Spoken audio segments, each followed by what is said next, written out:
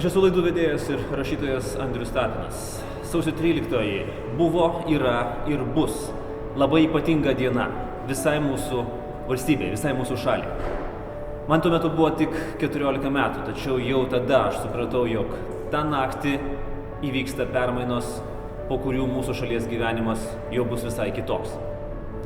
Ta diena yra labai svarbi ne tik valstybei, bet ir kiekvienai šeimai, ypatingai mano šeimai. Mano tėtis buvo vienas paskutiniųjų, kuris genamas sovietų desantininkų automatų buožių paliko nepriklausomą Lietuvos radiją ir televiziją. Mes neturime teisės pamiršti šios dienos.